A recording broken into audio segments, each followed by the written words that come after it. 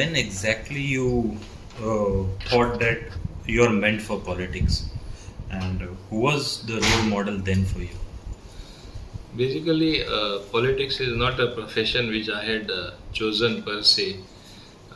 In my early days of schooling as well as in college, somehow I was dragged into doing work for others, in the sense that I loved helping others. In school, I was first the school captain. From school captain, we had different houses, either yellow house captain or blue house captain. Every year it used to change. Having said that, after that, obviously I once was the school leader. From school leader, then I shifted to college. College also, that bug of getting elected and being wanted by the students remained. MES college, the last I passed out, I want to say, every year I was elected either as general secretary or the university representative. That time it was the Bombay University. So basically, I was elected every single year. And even before that, I had first joined science, and being the first batch of 10 plus 2 plus 3, all of a sudden we had to write the journals in physics, chemistry, and biology in Dempe College. I then decided, doing so much of activity there, this is not my cup of tea, so I shifted to SS Dempo College of Commerce and Economics. But even in those colleges, there were elections to be the cricket secretary or cricket captain. They had elections in Dempe College, I remember. I got elected there also, and I was the cricket captain for 11th Dempe Science when I had joined. And I remember very fondly how I used to love cricket, go for coaching, be on the Kampal ground. Thereafter, when I shifted to commerce in SS Dempo College, there I was elected again as sports secretary. And thereafter, the journey continued. As I said, MES college every year being alternatively the university representative or the general secretary. So politics I did not choose as such, but ultimately it resulted in me being picked up to be the state youth congress president after being general secretary. I remember in 79, when Mrs. Indira Gandhi was out of power, one of my friend took me to her and she said, "Young man, I want you in politics." I said, "I'm not in politics, I'm a student leader. I'm president of All Goa Students Union." And I was elected unanimously president of All Goa Students Union. And that time there was only one students union. So I said I have to complete my term, and unless I do justice there, I will not join politics. After having completed my term, then automatically I joined Youth Congress. And at that point of time, became automatically a Karyakarta. I used to work those days for Edward Falero. In fact, the South Goa campaign used to be literally led by me and a few others. So I got that experience of working in the political field. Now, having said that, that was sort of my baptism in politics, doing work for others, working for other candidates. And came 1984 elections. I remember I was the state youth congress president. Oscar Fernandez was the parliamentary secretary, then called me and he said, "Why are you refusing the congress ticket? People here come and cry for ticket, they fight, and you said no." I said, "No, I don't want to contest 84. Even though I am entitled, I will win easily. I don't want to contest. I want to enter the assembly with a few others. I will work for the organization." I said, "It's not my case that I want to be there for power and grab what I am getting." So he was surprised. I did get a good firing from him. Late Shri Rajiv Gandhi also asked me, "How is that, Mauvin? You are refusing to be a candidate?" I said, "I'm not refusing. My thing is, when I enter the assembly the next time around, I'm prepared to wait for 5 years. I'll get a few people elected." And that time I had asked for about 8 tickets, and all 8, out of that at least 7 would have won. But they gave me only 4 tickets that time. And except one, which is Sant Andre, Amilcar Alvarez, all the others won. And that's how you had faces like Ferrell Furtado that time, Victor Gonsalves in Santa Cruz, Ferrell in Veli, and then you had Pandurang Batale in Bicholim, and of course myself. We all won, and this is how I kept my word. When I entered with a few people as members of the Legislative Assembly. But I would say, even at a young age, I started doing politics. I remember Pratap Singh Rane was the Chief Minister, and it was the practice in all the states, whichever Youth Congress president, whoever Youth Congress president wins, automatically becomes a minister. I went up to him and I said, I don't want even any portfolio. I want respect for the youth, for the future leaders of Goa in the Congress party. So you make me even a minister of state. I am happy. I just want this recognition from the party. He promised me, but finally, when the swearing in took place of minister, I was left out. And I think many other deserving people were left out, and that resulted in a revolt in the Congress at that point of time. And that's how Pratap Singh Rane lost his chief ministership, and we formed something called Progressive Democratic Front, where I became Industries and Mines Minister, Rural Development, Protocol, Civil Supplies. All these portfolios I handled at a very young age when I first time became minister. Thereafter, the journey has been politics all throughout. And I realized that somehow my traction with the people is very good. People also are loving me. I said, why should I leave it at all? And it was my habit always to help others. So it was a habit which was fruitfully rewarded by the public themselves. It was not only the public, but the youth particularly got more attracted towards me. And I remember those days, Youth Congress was more powerful than the Congress party, and everybody had recognized that. But as you know, in Goan politics, the deserving candidate never gets the deserving place. Being a minister is not enough. If you want to do meaningful work, the post you hold should also match your talent, your capability, your ability to get things done. But that I have seen not happening, at least in Goa. People who can really do something are pushed to insignificant positions or portfolios, and people who are not able to perform, they get the plumpest portfolios. And that's how Goa has suffered, according to me, as of date. And that's how Goa, other than Dayanand Bandodkar, to my memory as a politician I am talking, there is no leader who has actually had a vision and made Goa different and really grown.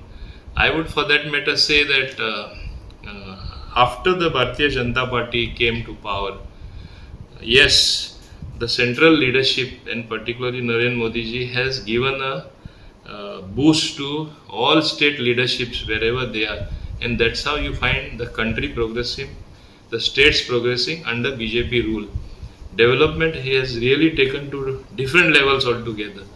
Keep the dirty politics aside, people will still criticize, but the steps that he has taken augur well for the country as well as for the overall good of the states. But what has happened in some states, the true recognition in terms of having the people actually recognizing what actually is being done, perhaps has not happened in my state. That's why we don't tend to get credit for the tremendous good work done by the BJP government in Goa.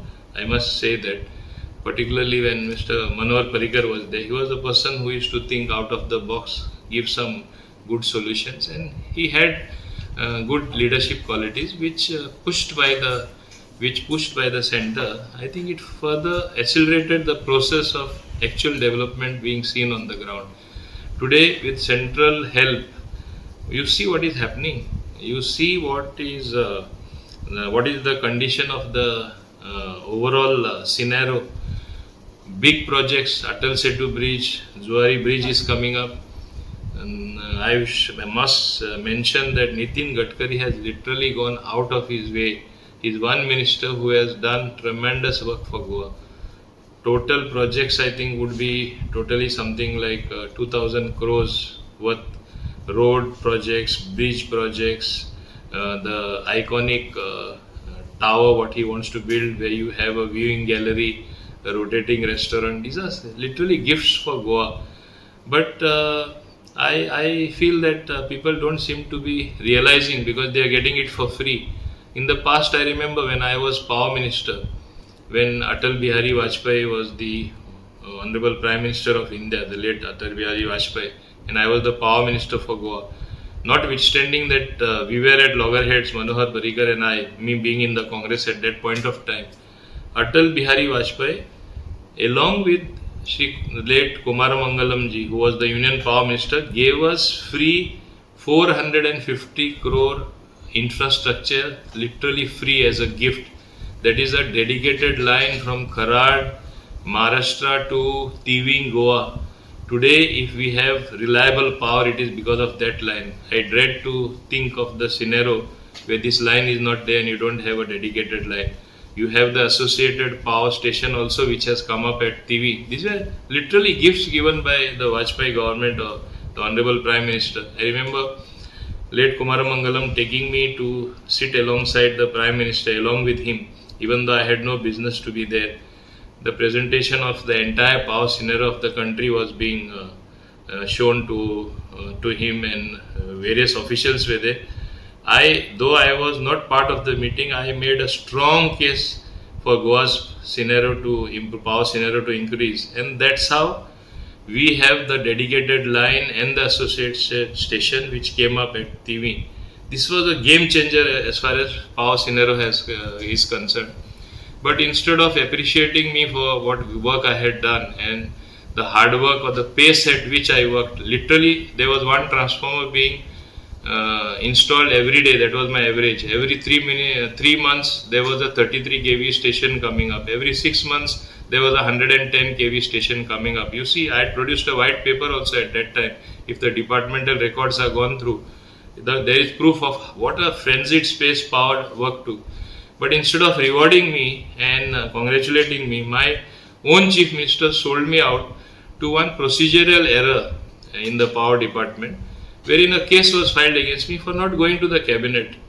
Opposition will grab the opportunity. Opposition then was BJP. They grabbed the opportunity and filed those cases, and one was converted in 5 cases. 4 cases are over. One last small sting out of that case is remaining, which also I expected to get over.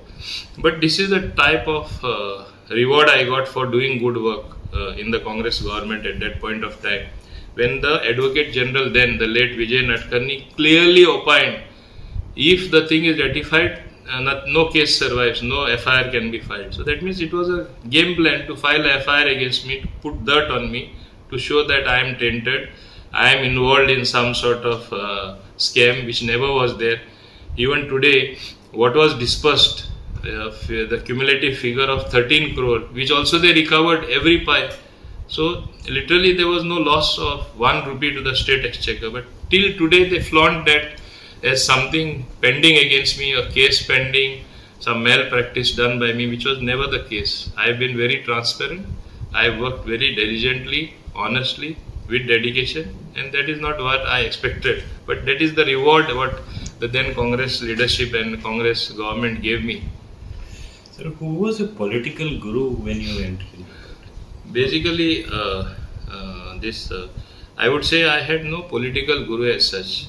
I have seen in Goa, for anyone to be called a guru, it is fallacious. The moment they find that you are going and moving up, they pull you down. That's why they say Goans have a crab mentality, and that crab mentality is very there. I would credit that to the God Almighty, Our Lady of Miracles, whom I strongly believe, and Dambab also I believe, even though I may be a Catholic. Then of course Mahalakshmi. I believe in all these gods. I feel it is their abundant blessing which has propelled me till today. I carry on with the good work with the blessings of God. And for me, God also means the people.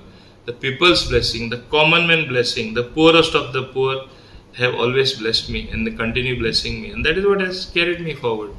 Sir, any of the best moments wherein you got tears in your eyes for something good or bad? Any moment you remember? I am an emotional person, but I am able to always control my tears. So nobody could actually see tears coming out.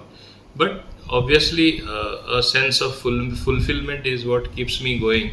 So if you want to say that yes, you want to see tears of joy, I am joyful when people's work gets done.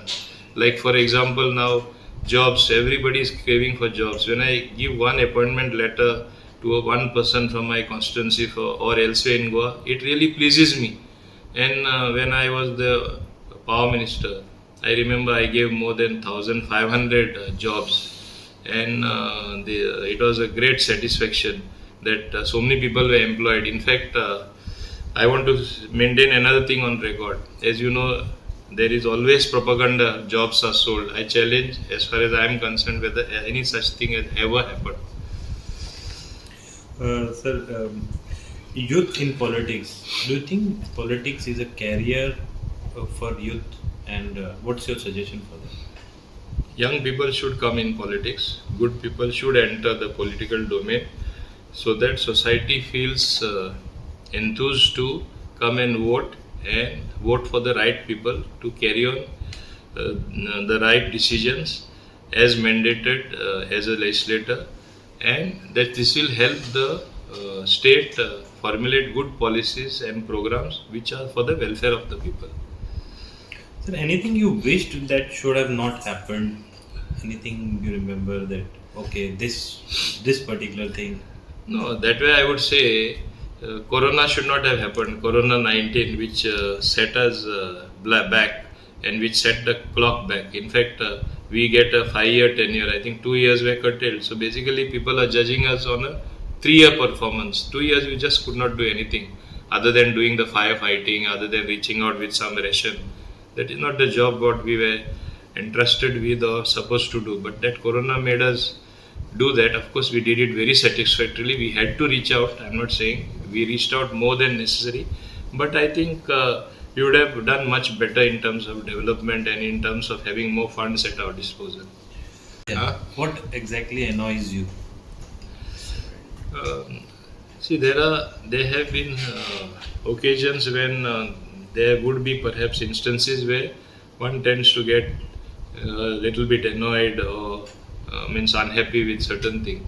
When a person does not do his things properly and give the desired result, that is what infuriates me. When I give a task to certain people, it has to be done to its full potential. It's only then I get happiness. How you describe Goa in your own words?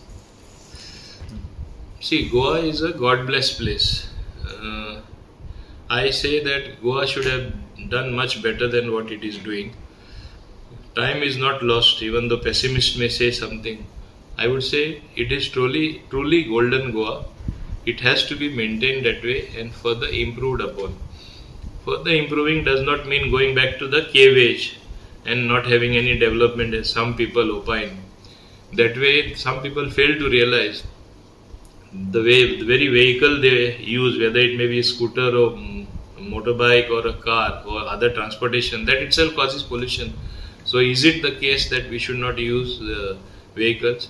So that sort of thinking also is there in some people, in the sense that no, everything, say no to everything. So that is what actually makes me very unhappy. If we are able to pass beyond that stage of actually recognizing what is good for the state, what is good for the people, what is actually required, and not opposing each and everything, all that is sought to be done, then I think it will be a much happier place with things happening and the people getting what they deserve, good infrastructure. Ultimately, what do people strive for in life?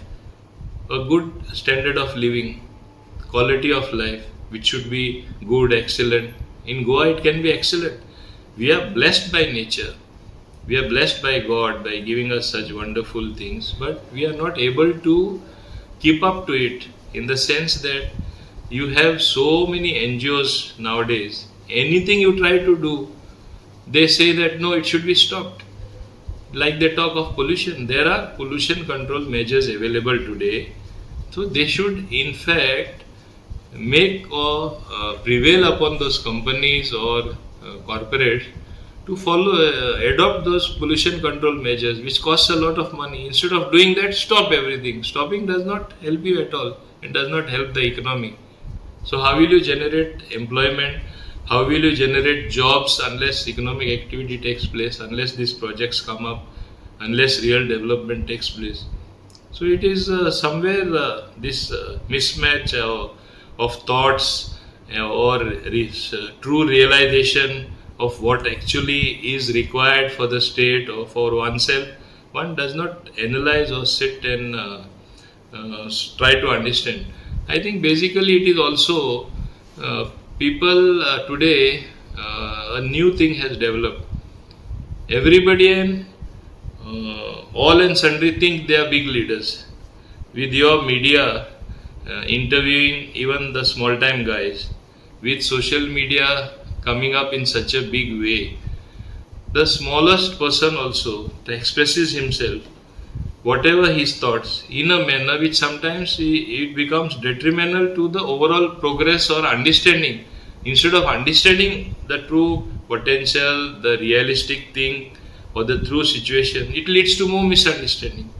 So while it is good, we are being scrutinized every second, every moment, every minute. It is good in a way, but the bad effects are that anybody and every Tom, Dick, and Harry, you can say, thinks that he has reached the pinnacle of great leadership and propagates negative thing. That's how you find more negativism today in society, and with more negativity in society, you have these small time guys putting spokes on every small thing that you try to do for the village, every small thing that you try to do for the state, and that's how projects get delayed.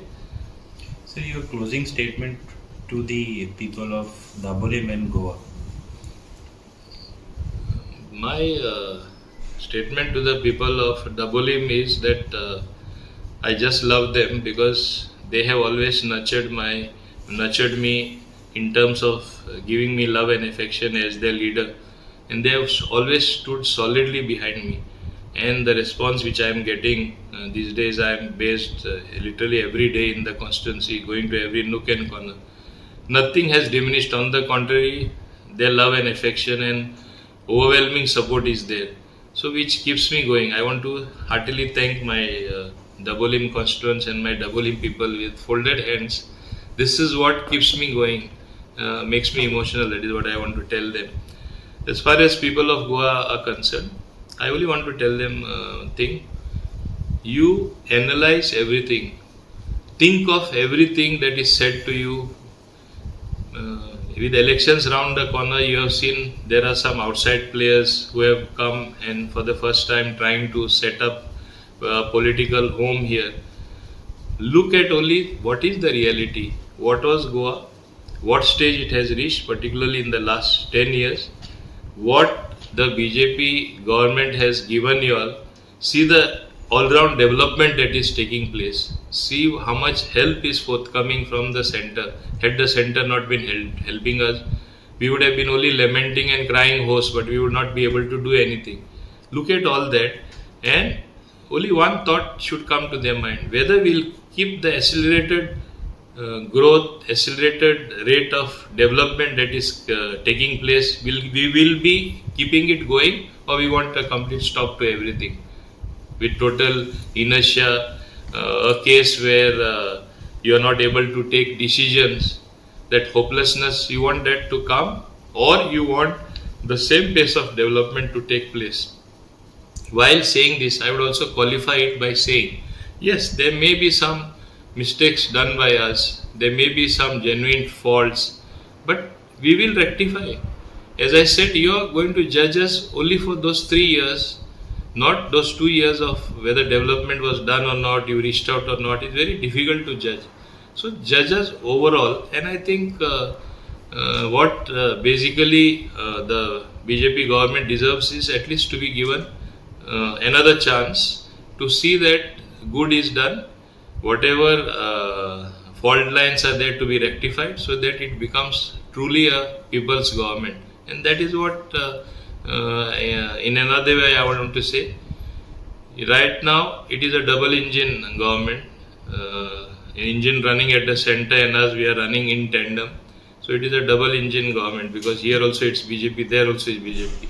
I don't think we should lose that by any chance. And if we lose that opportunity, I think it will be a golden chance lost to develop Goa.